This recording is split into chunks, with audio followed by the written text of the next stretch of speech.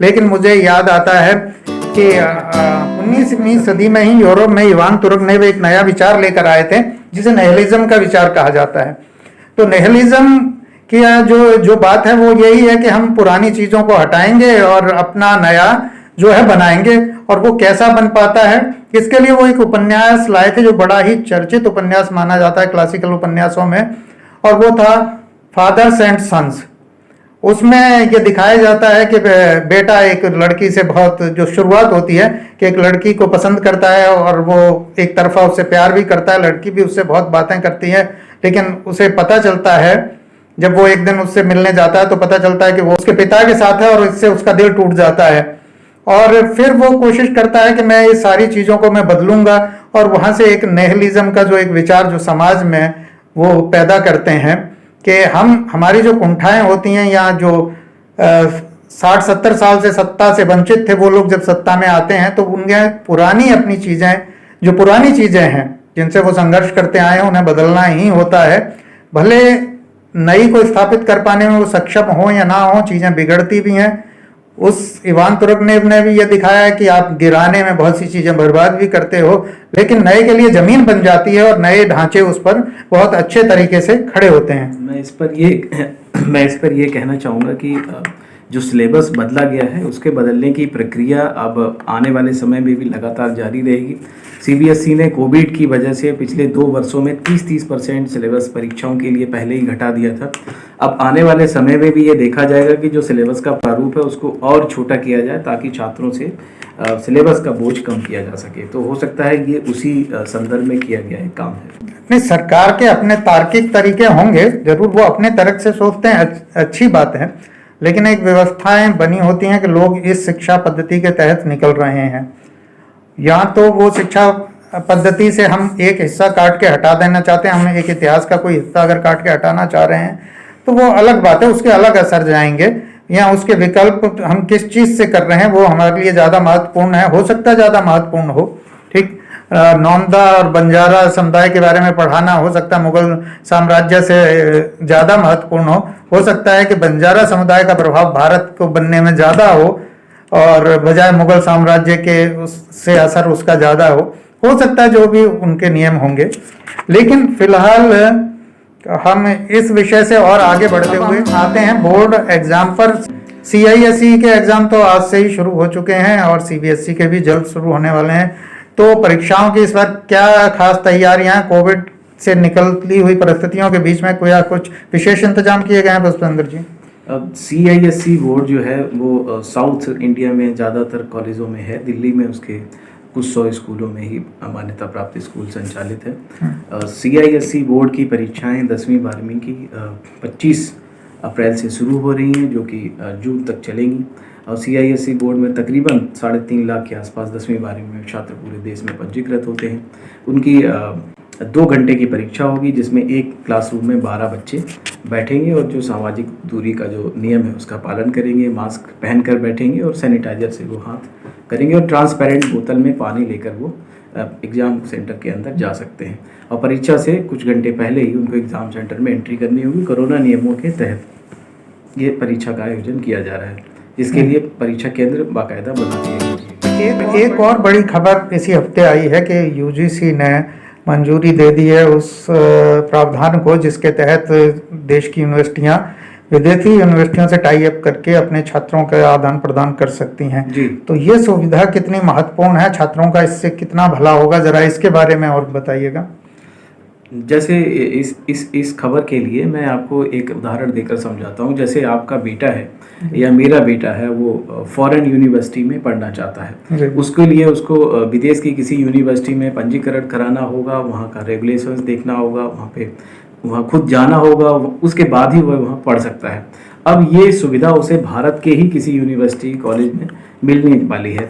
जो central university entrance exam ले रही है इस वर्ष, उसी के तहत जो बच्चे को 12वीं के बाद अंक मिलेंगे, उसी एंट्रेंस एग्ज़ाम के अंकों के आधार पर वो यूनिवर्सिटी में दाखिला लेगा। जब वह दाखिला ले रहा होगा तब उसके पास विकल्प होगा कि वह नॉर्मल डिग्री लेना चाहता है जो कि उसी यूनिवर्सिटी, जैसे दिल्ली यूनिवर्सिटी में उसमें पंजीकरण कराया है, तो दिल्ली यूनिवर्सिटी में एक 4 साल का कोर्स है या 3 साल का उस रेगुलर में पढ़ेगा दिल्ली में, या फिर वह डुअल डिग्री चाहता है या ज्वाइंट डिग्री चाहता है। जो ज्वाइंट और डुअल डिग्री दोनों जो हैं वो विदेशी यूनिवर्सिटी से कोलैब होंगी, संबद्ध हो सकती है, क्योंकि यूजीसी ने जो एक नया नियम अभी जारी किया है यूनिवर्सिटी के लिए, वो देश की टॉप 100 यूनिवर्सिटी जो शिक्षा मंत्रालय द्वारा रैंक की जाती हैं उनसे विदेश के क्यूएस वर्ल्ड रैंकिंग में टॉप 1000 यूनिवर्सिटीज़ का कोलैब कर सकते हैं विभिन्न विषयों को लेकर। इसको लेकर यूनिवर्सिटीज़ को स्वतंत्रता दी गई है, वो अपने विषयों को चुन के विदेशी यूनिवर्सिटी के साथ कोलैब कर सकती हैं, लेकिन उसकी सूचना उनको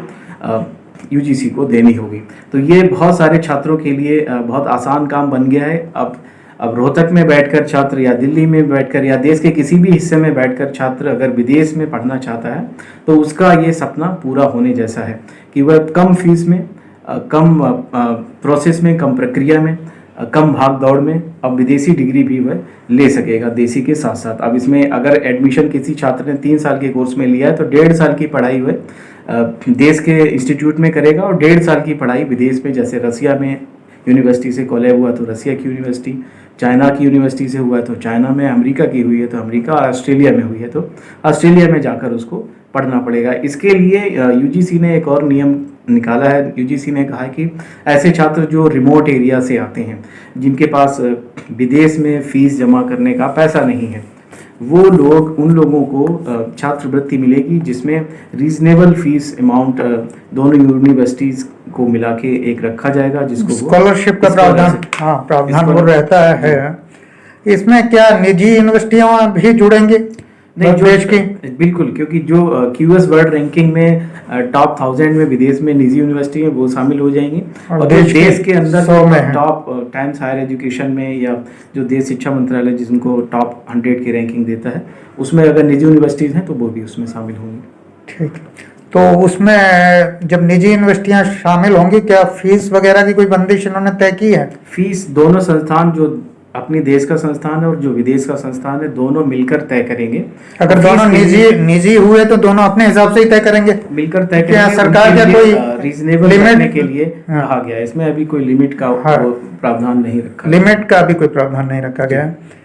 और इसमें एक और है कि लेकिन जो एक आम डिग्री होगी जो आप विदेशी इंस्टीट्यूट से जाके करेंगे, मान लीजिए वो आप 12 लाख में करते हैं, तो ये दो कोलैब जो होगा हो सकता है वो 5 लाख में, दोनों देसी का भी 2.5। ये अनुमान है, हो सकता है कि जब नई परिस्थितियां आती हैं, जब नई फसल आती है तो उसके मूल्य बाजार जो है नए तरीके से तय करता है।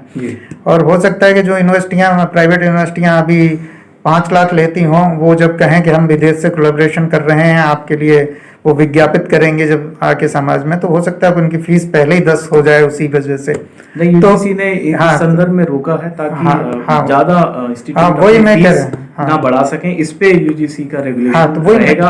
आने वाले समय में इसके और नियम, कायदे कानून जो है वो दिशा निर्देश लागू होंगे जो जारी कर दिए। अभी कोई लिमिट नहीं बनाई। ये शिक्षा मंत्रालय में सिर्फ एक प्रस्ताव था जिसको रेगुलेशन को मंजूरी दी गई है। इसके आधार पे आने वाले समय में ये चीजें शुरू होने वाली हैं। चलिए, बहुत अच्छा है, अगर छात्रों का काफी फायदा होगा।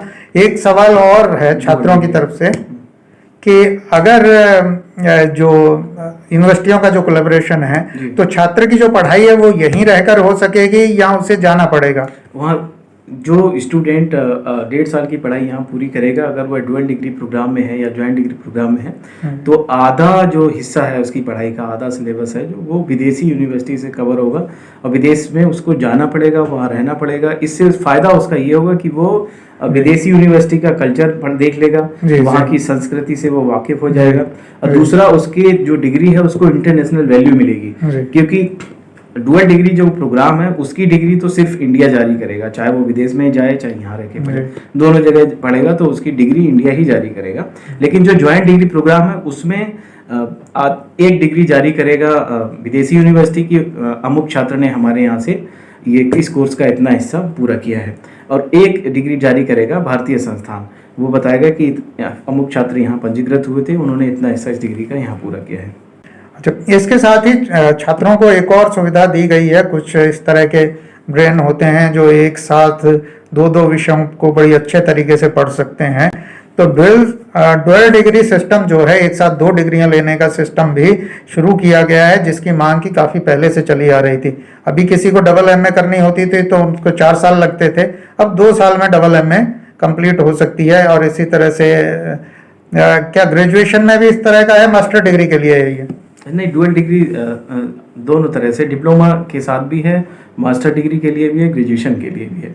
उसमें होगा ये कि आप किसी एक यूनिवर्सिटी में रेगुलर एडमिशन ले रहे हैं, वहाँ पे आपको रेगुलर जाना है, आपका टाइम उसी यूनिवर्सिटी में अगर 3 बजे तक है, 3 के बाद उसी यूनिवर्सिटी से आप दूसरी डिग्री भी ले सकते हैं, लेकिन उसका टाइम अलग होना चाहिए। एक ही टाइम पर दोनों कोर्स का एक दिन में नहीं होना चाहिए। नहीं, ये सवाल ग्रेजुएशन वाला मेरा इसलिए था कि ग्रेजुएशन पहले से ही 3 सब्जेक्ट तो रहते ही हैं, और तो क्या वो मतलब 6 सब्जेक्ट करेगा एक समय में, 3 इधर से 3 उधर से अलग अलग? यूजीसी ने इसमें स्पष्ट बात कही है। यूजीसी का कहना ये है कि देश में कुछ ऐसे स्टूडेंट्स हैं जो अति बुद्धिमान होते हैं, जिनको एक ही समय में कई चीज़ें आत्मसात करने की क्षमता होती है। ये सामान्य छात्रों के लिए आसान नहीं है, लेकिन ऐसे छात्र जो जैसे एक ही समय में दूसरी चीज़ भी सीख रहे हैं, जैसे इंग्लिश स्पीकिंग कोर्स किया है किसी ने उसका डिग्री के साथ साथ, या कोई और दूसरी लैंग्वेज सीखी है, फॉरेन लैंग्वेज, ये तो हम पहले से करते आ रहे हैं। लेकिन अब होगा ये कि अब आप एक डिग्री भी पैरेलल उसी के साथ कर सकेंगे, जिसकी यूनिवर्सिटीज़ ने मान्यता मिल गई है, यूनिवर्सिटीज़ को यूजीसी से मान्यता मिल गई है। अब इसमें एक इग्नू से अगर डिग्री आप ऑनलाइन कर रहे हैं, एक डिग्री आप डीयू से कर रहे हैं रेगुलर, तो दोनों डिग्री एक ही समय की मान्य होंगी। या फिर एक ही कॉलेज से, एक ही यूनिवर्सिटी से अलग अलग टाइम में की गई 2 डिग्री आपके लिए मान्य होंगी। क्या एक ही विषय में कि 2 अलग अलग संस्थान? 2 अलग अलग विषयों में। 2 अलग अलग विषयों में। सीबीएसई के भी एग्जाम होने जा रहे हैं 26 तारीख से, तो उनके लिए भी कुछ खास व्यवस्था कोरोना काल को देखते हुए की गई है। कोरोना की चौथी लहर की भी आशंका जताई जा रही है, तो आप बताइए कि उसमें छात्रों के लिए क्या व्यवस्था की गई है और किस तरह की गाइडलाइंस रखी गई हैं? केंद्रीय माध्यमिक शिक्षा बोर्ड से इस वर्ष रिकॉर्ड 36 लाख छात्र छात्राएं 10वीं और 12वीं परीक्षा में बैठेंगे, जिनके लिए 26 अप्रैल से परीक्षा का आयोजन किया जा रहा है। सीबीएसई बोर्ड ने इसके लिए स्कूलों से 25 अप्रैल को एक सुबह 11 बजे ऑनलाइन मीटिंग रखी है, जिसमें वह लाइव दिशा निर्देश देंगे कि किस तरह से बच्चों को परीक्षा करानी है। परीक्षा केंद्र, पर्यवेक्षक और सुपरवाइज़र वगैरह सारे तय हो चुके हैं, सारे परीक्षा केंद्र बनाए जा चुके हैं। 26,000 स्कूल इस समय पूरे देश में सीबीएसई से मान्यता प्राप्त हैं, संचालित हैं, जिसमें तकरीबन 14 लाख बच्चे 12वीं कक्षा में और 22 लाख के समथिंग 10वीं कक्षा में इस बार परीक्षा देने जा रहे हैं। आपसे बहुत ही उपयोगी जानकारियां मिली हैं, और खासकर छात्रों के लिए जो परीक्षा में शामिल होने जा रहे हैं, और सिलेबस के बदलाव को लेकर जो उन पर असर पड़ेगा, उनको जो लाभ होगा, उसके बारे में आपने बखूबी बताया। तो पुष्पेंद्र जी, आपका बहुत बहुत धन्यवाद। फिर मिलते हैं मंडे क्लास में अगले हफ्ते। धन्यवाद।